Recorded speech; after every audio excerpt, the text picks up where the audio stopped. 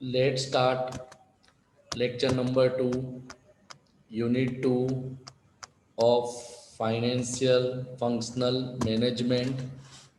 पहले लेक्चर में हमने देखा पर्सनल मैनेजमेंट क्या है। ये लेक्चर में हम एक ही क्वेश्चन पढ़ेंगे, function of personnel management. Most IMP question from examination point of view. Function એટલે કાર્ય, पर्सनल मैनेजमेंट कार्य क्या है। Function of personnel management I primarily concern with human being in the organization. Already पढ़ा हुआ है, पर्सनल का मतलब होता है human. However they are classified into two group. Number one managerial function and number two operating function. दो function already जो definition पढ़ी थी एडविन बर्फ की, उसी की डेफिनेशन के ऊपर से पूरा आंसर डिपेंड। अगर डेफिनेशन आपको याद है तो ऑटोमेटिक आंसर लर्न करने की ज़रूरत नहीं, अंदर वही सब कुछ है। फंक्शन क्या करा तो पर्सनल मैनेजमेंट के फंक्शन दो भाग में डिवाइड है। मैनेजर फंक्शन जो मैनेजर परफॉर्म करेगा, एंड ऑपरेटिव फंक्शन जो रोजिंदा जिंदगी में डे टू डे एक्टिविटी में आपको काम करना पड़ता है। चलो देखते हैं डिटेल में। Manager function, manager function require high skill and intelligence. They require lot of mental work. Therefore, top level or head of the department generally perform them or see about him or take them. Manager function करने के लिए तुम्हारे पास आवड़त knowledge skill होना ज़रूरी है। थोड़ा risky है, थोड़ा लेंदी है, इसलिए ये फंक्शन टॉप लेवल मैनेजमेंट के लोग देखते हैं और जनरली डिपार्टमेंट के जो हेड होते हैं।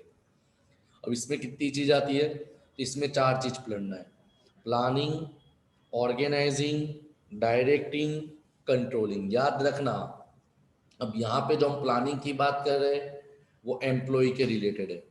तो चलो देखते हैं। Planning is an important managerial function. Planning means determination in advance, पहले से नक्की कर लेना। From personnel management view point, planning means to decide in advance regarding the personnel program that will contribute to the goal established for the enterprise। यानी कितने लोगों की ज़रूरत है, to determine man power requirement, to determine sources of requirement, कौन से तरीके से भर्ती करना है, इंटरनल के एक्सटर्नल, एडवर्टाइजमेंट के ज़रिए कि कंपनी के ज़रिए या तो पब्लिक ऑफिस के ज़रिए या यूनिवर्सिटी के ज़रिए। टू डिसाइड क्वालिफिकेशन, अगर कोई एम्प्लॉय हम सिलेक्ट करते, वर्कर सिलेक्ट करते तो उनका क्वालिफिकेशन क्या होना चाहिए, उनका नॉलेज स्किल एक्सपीरियंस क्या होना चाहिए। तो यहाँ पे आपको पहले से प्लानिंग करना है कि कौन से लोगों की ज़रूरत है, कितनी ज़रूरत है, कब ज़रूरत है, कौन सा क्वालिफिकेशन चाहिए, या कौन से ज़रिए से उनको हम सिलेक्ट करेंगे। दैट इज़ कॉल्ड प्लानिंग, એટલે आयोजन करना। Second one is organizing. Organizing का मतलब क्या होता है? अथॉरिटी और रिस्पॉन्सिबिलिटी को बांट देना, division of work. Personnel management must personnel manager must decide and develop organizational structure to carry out various operation. क्योंकि काम करने के लिए उसको मालूम होना चाहिए ना कौन से डिपार्टमेंट में क्या करना है, कौन सा काम करना है, किसको कौन सा काम सौंपना है। So organizing means integration of activity and proper placement of employee। है ना, ऑर्गेनाइजेशन का मतलब है ये होता है कि सही काम पे सही लोगों को रखना, कौन से काम करवाने हैं, कौन से लोगों की ज़रूरत है ना, कौन से इंसान को कौन सी जगह पे काम देना है। The function of organization include to list out various job and placement, कौन सी जॉब है, कौन सी जगह उनको प्लेसमेंट करना है। फिक्सेशन ऑफ रिस्पॉन्सिबिलिटी, अगर हम उसको जॉब देते हैं, काम देते हैं कोई एम्प्लॉई वर्कर स्टाफ को, तो उसकी रिस्पॉन्सिबिलिटी जिम्मेदारी क्या है। डेलीगेशन ऑफ अथॉरिटी, उसको कितनी अथॉरिटी देनी है, पावर देना है। बैलेंसिंग रिस्पॉन्सिबिलिटी, ये तो हम हेनरी फ्योल में पढ़ा था कि भाई दोनों दो अथॉरिटी और रिस्पॉन्सिबिलिटी बैलेंस होनी चाहिए, तो ये सब नक्की करना। डिटरमाइनिंग सुपीरियर एंड सबॉर्डिनेट, कौन टीम को लीड करेगा, कितने वर्कर, किसके हाथ के नीचे कितने लोग काम करेंगे, कौन अथॉरिटी देगा, कौन पावर देगा, ये सब ऑर्गेनाइजिंग में आता है। तो ये भी पर्सनल मैनेजमेंट पहले से नक्की करके रखता है। Third one is directing. Directing का मतलब दिशा दिखाने वाला, मोटिवेट करने वाला, लीड करने वाला, कम्युनिकेशन करने वाला। Directing means to direct mode of activity, यानी काम करने की दिशा दिखाना। It is the function of leading. Leading means leader, guiding guide करना, मदद करना, मोटिवेटिंग उनको प्रोत्साहन देना। डायरेक्टिंग रिफर टू गाइडिंग और teaching subordinate that they have to perform well. वही सिखाना ना कि आपको काम कैसे करना है और काम को पहली बार में अच्छे कैसे करना है, that is called directing. Personal manager must provide necessary instruction, order through motivation, leadership and communication. मैंने पहले ही बता दिया आपको। Point number 4 is coordinating and controlling. Coordinating का मतलब बैलेंस करना। Coordinating means balancing timing between all the different types of activity among different employee. It means coordination. क्यों coordination? क्योंकि बिजनेस के अंदर खाली एक डिपार्टमेंट नहीं होता, परचेस है, फाइनेंस है, मार्केटिंग है, प्रोडक्शन है, एचआर है। तो सबके बीच में कोऑर्डिनेशन करना, क्योंकि सब साथ में मिलके ही काम करेंगे, सबका काम अलग अलग है, तो सबके बीच में कोऑर्डिनेशन होना चाहिए, सहकार होना चाहिए, ताकि काम सही तरीके से अवर हो जाए। एंड कंट्रोलिंग, तो कंट्रोलिंग का मतलब क्या होता है? कंपैरिजन करना कि तुमने कितना सोचा था और कितना हुआ है। देखो, controlling means to ensure that actual performance of employee according to plan, यानी आपने जितना सोचा था उसके हिसाब से एम्प्लॉय ने काम करा है। इसके मेथड क्या है? Number 1, to measure and compare actual performance with plan performance. आपने कितना सोचा था काम करवाना और एक्चुअल में काम कितना हुआ। टू फाइंड आउट वेरिएशन, दोनों के बीच में तफावत कितनी है। Point number 3, find out the causes of variation. अगर काम कम हुआ है तो उसके पीछे कारण क्या है। To take corrective action and remove the deviation. उसके बाद जो कारण मिल जाता है कि ये वजह से काम कम हुआ है, तो करेक्ट डिसीजन लेना, उसको वापस से एडजस्टमेंट करके नवे नाम से काम करना। तो these are the 4 manager function: planning, organizing, directing, coordinating and controlling, जो टॉप लेवल वाले करते हैं। Now we will go to know and learn about operative function. Operative function are also known as service function. क्यों service function बोला जाता है? क्योंकि ये काम रोज बरोज जिंदगी के, डे टू डे एक्टिविटी के, they are almost all day to day in their character. Operative function involve, अब जो अपने डेफिनेशन में था, procurement, development, compensation, maintenance, integration, separation, यही पढ़ेंगे। प्रोक्योरमेंट यानी लाना। Procurement means to employ right type of employ at right time for different job in organization. सीधी बात है ना, प्रोक्योरमेंट का मतलब सही काम पे, सही समय पे, सही बंदे को रखना। इट डील विथ, अब इसमें क्या क्या आता है? 5 चीज आती है: man power planning, recruitment, selection, placement and induction.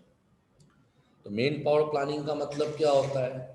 Decide करना कितने लोगों की कौन से जगह पे जरूरत है। Man power planning means to estimate, એટલે अनुमान लगाना, और to decide quantity and quality of man power required, कितने क्वालिफिकेशन वाले, कितने एक्सपीरियंस वाले, कितने स्किल वाले लोगों की जरूरत है। This means to decide various aspects, जैसे how many employee are required, which type of employee, experience, not experience, skill, unskilled, और when they are required, कब जरूरत है। Second one is recruitment. Recruitment એટલે ભરતી.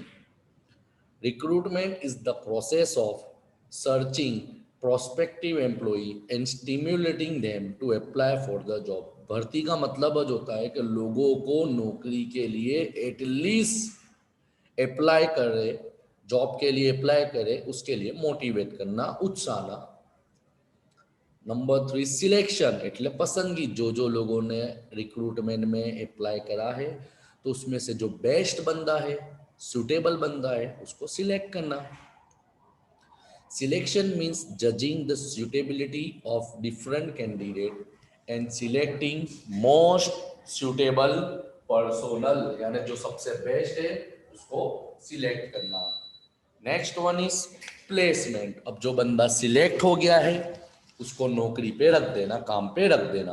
Placement means giving suitable job to suitable person to achieve organizational goal.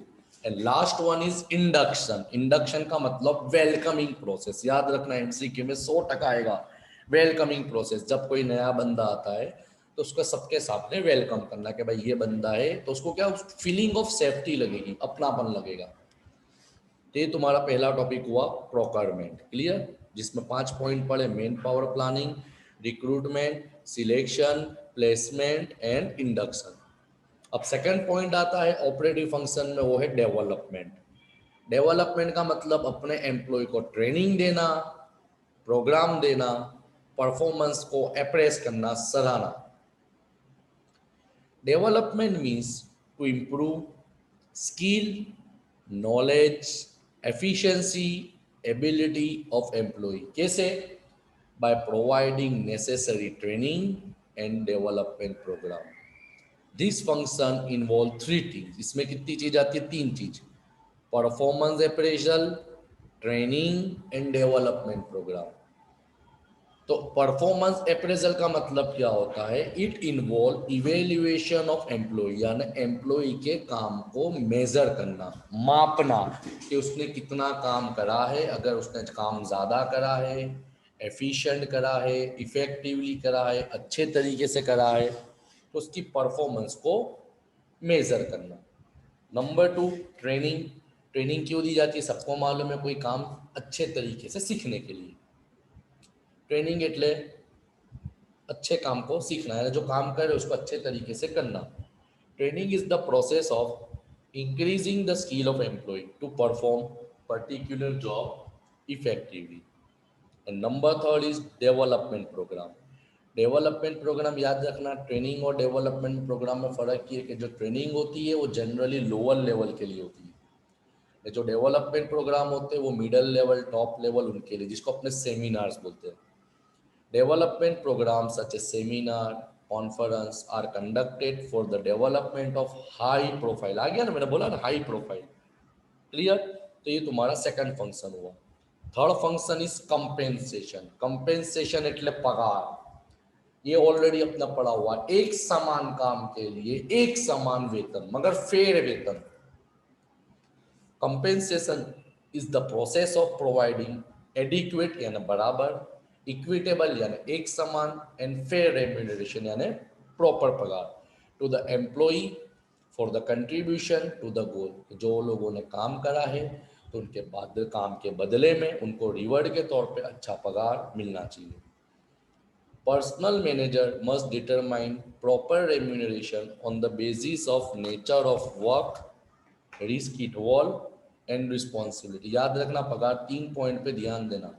Nature of work, कौन से प्रकार का काम है, रिस्क इन्वॉल्व, वो काम में कितना रिस्क है, एंड रिस्पॉन्सिबिलिटी ने वो काम को पूरा करने के लिए कितनी जिम्मेदारी। तो वो हिसाब से जिसमें रिस्क ज़्यादा, वर्क हार्ड है, रिस्पॉन्सिबिलिटी ज़्यादा है तो पगार ज़्यादा होगा।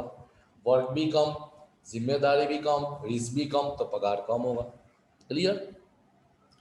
कंपेंसेशन इंक्लूड जॉब क्लासिफिकेशन, यानी अलग अलग काम पे अलग अलग काम, टू डिसाइड वेज प्लान, कितना पॉलिसी देना है, कितना पगार देना है, कितना इंसेंटिव देना है, कितना कमीशन देना है, कितना बोनस प्रोवाइड करना है। सूटेबल वेज, समय के मुताबिक के काम के मुताबिक, जिसको टाइम रेट सिस्टम, समय अनुसार पर पगार पद्धति, एंड पीस रेट सिस्टम नंग अनुसार। तो ये सब आपको नक्की करना है। उसके साथ साथ एक्स्ट्रा फैसिलिटी जैसे canteen facility, house facility, education facility, hostel facility, बराबर ये सब फैसिलिटी भी देखना है। Medical facility, insurance facility, clear. तो ये सब कंपेंसेशन के अंदर आता है। Point number 4 is integration. Integration का मतलब क्या होता है? अलग अलग ग्रुप के इंटरेस्ट के हिसाब से। Integration means making integration of interest of various group. It is the function of reconciling the interest of employee with that of organization। यानी एम्प्लॉय का ऑर्गेनाइजेशन के साथ लगाव कितना है, वो सब चीज़ों पे ध्यान देना। For this purpose personnel management must consider need of employee. तुमको जानना पड़ेगा ना कि भाई वो तुम्हारे वहाँ जो काम करने वाले लोग हैं उनकी ज़रूरत क्या है, तुम उनको संतोष कैसे करोगे, सेटिस्फाई कैसे करोगे। अगर कुछ प्रॉब्लम्स है तो प्रॉब्लम का सॉल्यूशन लाओ, नेसेसरी एक्शन लो, ताकि बिजनेस में वर्कर तुम्हारे साथ, तुम्हारे बिजनेस के साथ लॉयल बने रहे। यानी बिजनेस को, एम्प्लॉय को बिजनेस के साथ जुड़ा रखना, that is called integration. Point number 5 is maintenance. Maintenance का मतलब उनको लंबे समय तक तुम्हारे बिजनेस में संग्रह करके रखना। Maintenance means to maintain the willingness, इच्छा, विलिंगनेस मीन्स इच्छा, and ability of employee to work and to maintain effective workforce in the organization. लंबे समय तक संग्रह करके रखना, क्योंकि तुम्हारे वहाँ जो काम कर रहे हैं वो घड़ी घड़ी छोड़ के जाएंगे तो आपका लेबर टर्नओवर बढ़ जाएगा, आपके खर्चे बढ़ जाएंगे। और हो सकता है कि नया बंदा हो तो उसको इतना नॉलेज भी ना हो, क्योंकि जो जूना बंदा है वो आपको बरसों से काम कर रहा है, उसको आपके बिजनेस का नॉलेज है, बिजनेस के काम करने के तरीके बारे में वाकिफ है, तो वो आपको अच्छा देगा। इसके लिए जितना हो सके अपने एम्प्लॉय को लंबे समय तक मेंटेन करके रखो। अब सवाल आता है मेंटेन कैसे किया जाए, तो उनको मेंटेन करने के लिए उनको सेफ्टी मेजर, हेल्थ मेजर, अच्छा वातावरण देना पड़ेगा। देखो लिखा हुआ है, to maintain the ability to work management should provide safe and better condition. They include ventilation, proper lighting, noise regulation, temperature, जैसे नीचे आ गया ना, canteen, dispensary, gym, library, hospital, housing, ये सब प्रोवाइड करो तो आपका बंदा आपको कभी छोड़ के नहीं जाएगा। Clear? And last one is separation. अगर एम्प्लॉय रिटायर होता है तो कॉमन है, मिस्टर एक्स ने मेरी कंपनी में 30 साल काम करा है, इसका मतलब उसने 30 साल मेरी कंपनी को संभाला है, तो रिटायरमेंट के बाद बिजनेस की जिम्मेदारी है, पर्सनल मैनेजर की जिम्मेदारी कि रिटायरमेंट के बाद उसको अब कंपनी संभाले। It is related with separation of employee due to retirement, या तो रिटायर हो चुका है, रेजिग्नेशन, या तो उसने राजीनामा दे दिया है, या तो डेथ, या तो मर चुका है, या कोई और कारण। So it is the duty of personnel manager to ensure that retired employee are able to maintain himself, अपने आप को संभाल सके, अपने बीवी बच्चों को संभाल सके, even after his separation from the organization. इसके लिए कंपनी क्या देती है? Provident fund, gratuity, leave, salary, ये सब एक्स्ट्रा बेनिफिट रिटायरमेंट के बाद अपने एम्प्लॉय को प्रोवाइड करती है, ताकि रिटायरमेंट के बाद वो अपनी जिंदगी का गुजारा अच्छे से कर सके। For this personnel management has to make provision of some fund by the way of provident fund, pension. अब यहाँ पेंशन लिखा है, मगर याद रखना कि 2013 से गवर्नमेंट ने पेंशन को नाबूद कर दिया। क्लियर? यहाँ पे हमारा क्वेश्चन नंबर 2 कंप्लीटली ओवर होता है।